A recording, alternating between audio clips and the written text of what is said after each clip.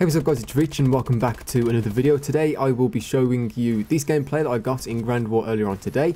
I'm using the BAL, I'm using 4 kill streaks as you can see in the bottom right hand side of the screen. The bombing runner, the assault drone, the warbird and the UAV, and most of these streaks cost over 1,000 for me to get.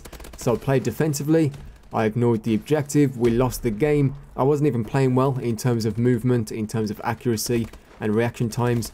But I managed to get 114 kills and only 1 death, and I got it by playing like pretty much all the gameplay channels on YouTube, how they play this game, which is join a bad player's session and then kind of just play defensively until you get your streaks and then just let your streaks do the work. I think I was 107-0 at one point in this game, which means that I got 77 unstoppable medals and I didn't even get a DNA bomb. That just goes to show how much work my score streaks put in for me. And the point of this gameplay is that I wanted to have a backdrop for a topic that I've been wanting to talk about for a while, but I needed to sort of plan it out a little bit, so I delayed it until I had enough time to write it down in Notepad so I knew what I was talking about. And it's about the skill-based matchmaking in this game and why it doesn't work from 2 different perspectives pretty much. So let's get into it, I guess. So if you are unaware, if you don't play this game, or if you've never really heard of anyone talk about how matchmaking in this game works,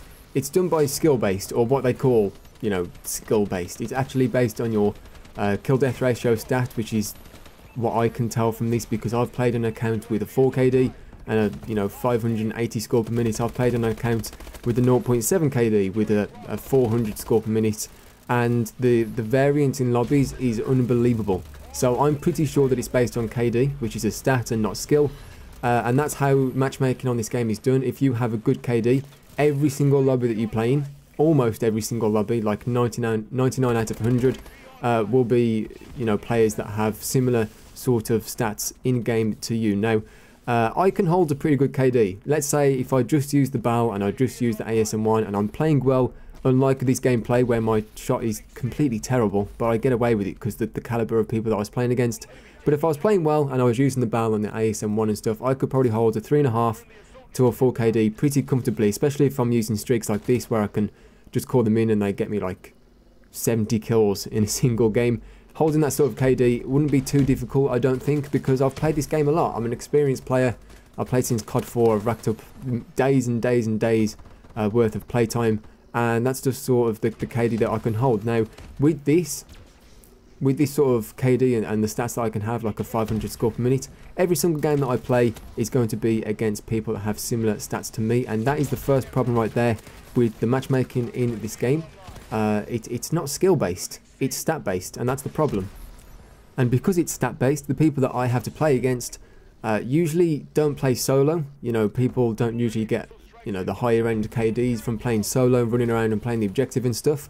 The people that I play against are people that play in parties, they play more defensively, which means that they use the best guns, they sit at the back together, they use like turrets and stuff to cover their back, and that's fine. If you want to play with that like that, that's perfectly fine. But I have to play these players pretty much every single game that I play, if I played on an account with that sort of kill-death ratio, and it just gets really boring, to be honest. These guys don't run around, they're more interested in their KD than they are the win, which, to be fair, I was doing this gameplay, but I only got this so I could showcase how easy it is to manipulate the system in Advanced Warfare. I could have done this 3 weeks ago and posted, 114 to 1 gameplay, 114 KD on Advanced Warfare. That's what gameplay channels are doing at the moment on YouTube and Twitch and stuff. But I'll get there. But anyway, even with the Notepad documents in front of me, I'm still getting distracted and I go on tangents and stuff, so apologies for that. But I just want to get back to the point that I have to play against, and a lot of people have to play against. It's not just me, but this is, from a personal perspective, my personal experience. I have to play these guys that play in a party every game. They sit at the back, they use the best weapons, they play in a party of people that play defensively pretty much. So if I want to use shotguns, if I want to use snipers, or a submachine gun with a stupid sight on it or something, I still have to play these people that play this way. And it's difficult because the weapon balance in this game is as bad as I can remember it's in any Call of Duty. It's getting a little better since they patched it. They made the BAL a little bit worse. It's still probably the best gun in the game, up there with the ASM1 as well. At least people are using a different weapon in that submachine gun as well, but it's still pretty bad. Overall, the weapon balance is pretty bad, and that's what I don't like about it as well, because I've always been the type of player that likes to try out new weapons. In Black Ops 2, for example, I had diamond camo on pretty much every weapon class in the game. I had diamond pistols within the first month, and then I had SMGs, assault rifles, shotguns, snipers, LMGs and stuff. I think the only ones that I didn't do are like the crossbow and the riot shield, because it wasn't fun, it was just ridiculous. But you know, the point is I used a variety of weapons on Modern Warfare 3. If you go back on my channel, I have like 5 SPAS mobs that I've posted up there. I've got KSG mobs, I've got Model 1887 mobs, I've got sniper mobs, and then I've got like triple ones with the SMGs and stuff. Again, I like to do, you know, I like to vary the weapons that I use. On this game, the weapons are so bad that they just can't compete with the BALs and the people that I have to play against when I try to use them with my regular account. It's like I'm being forced to use the BAL in every game that I play just to even compete in a gunfight, because of the people and the caliber of players that I have to play against with these stats. So that's one way, in my opinion, how the skill-based matchmaking in this game is a little bit flawed. It just doesn't work because it's not skill-based, it's stat-based. There's another way that it's flawed, and that is how easy it is to manipulate and how easy it is for you to get into lobbies like this one, where you can just destroy a load of good players, and you're pretty much guaranteed a lobby of bad players every single time that you play if you know what to do. There's 3 different ways you can do that. The first one is reverse boosting. You may have heard this term a lot over the last sort of month or something since this game has been out.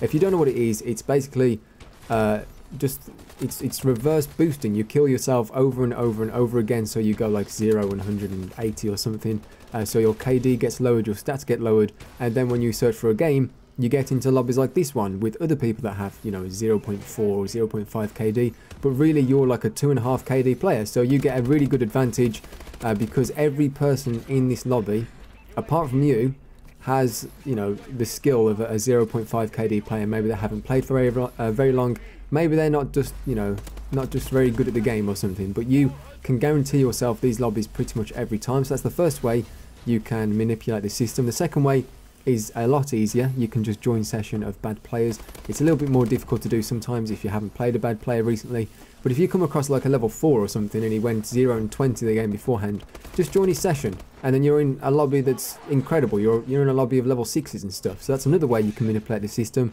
And the third one, I'm not completely sure about this, but I was in a streamer's chat once and I just tuned into, you know, the most viewed streamer at the time, and it was a PS4 player, and I think he had like a second account in a party with him. He'd get the second account to search for a game, and then he'd join the session of his second account, and then it would kick his second account out and leave the good account in, if that makes sense. And that's what he was doing on stream, and it was, I had no idea you could do this. So there's 3 different ways that you can manipulate the system so you can play against, and you know, bad players every single lobby. And that's what people are doing on Twitch when they put, you know, I've got 84 DNA bombs in this week, I've got 700 vicious medals, and that's what people are doing to get gameplays like this one that you're watching at the moment. I personally joined a bad play session, although I have reverse boosted on this account as well. At the moment I think I have like a 1.1 or a 1.2 KD, because that's where I'm trying to keep it, and it's just it just doesn't work, to be honest. And especially when you combine this with the fact that ranked play in this game doesn't work either. If I overrun this gameplay, by the way, I've got another one where I went like 94 and 7 with 2 vicious medals, the next domination game that we played in this lobby, because that's how easy it was to get decent games. But anyway, I'm going off on another tangent. So should you reverse boost? You know, if these lobbies that you're playing in are terrible and you don't want to play in them, and there's a way to fix it, should you reverse boost? Now, I think this is where a lot of people's opinions are split, and I can completely understand why, you know, everyone's opinion on this, because I have sort of a split opinion as well, to be honest. I don't like reverse boosting. I think it's kind of cheap, and it is cheating the system, but I do it because I reverse boost to around a 1.1 to a 1.2 KD, because around this KD I feel like I'm playing a regular COD game. It feels like I'm playing Modern Warfare 3 in its heyday, and I just search for a grand war lobby.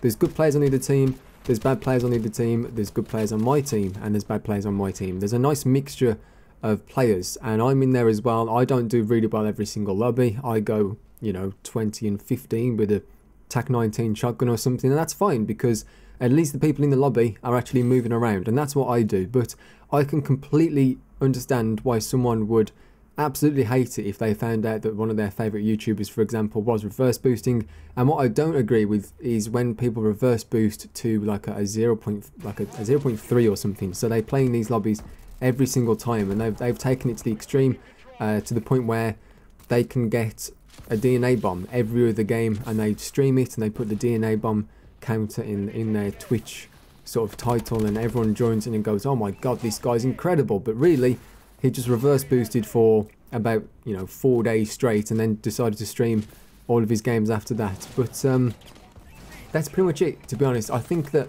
actually no, there's one thing that I haven't covered, and I should have mentioned this far earlier than 10 minutes and 40 seconds, because I'm sure there's a comment already that says, Rich, reverse boosting is wrong, you just don't want to play against good players, you're bad, whatever. And I just want to address this. I do not have a problem with playing against good players, not in the slightest. I think the most fun that I've had with Call of Duty over the past sort of 4 years is playing Black Ops 2 League play. I play mostly solo. I stream it for like 4 hours at a time, me struggling in Masters League play when I was playing on my own.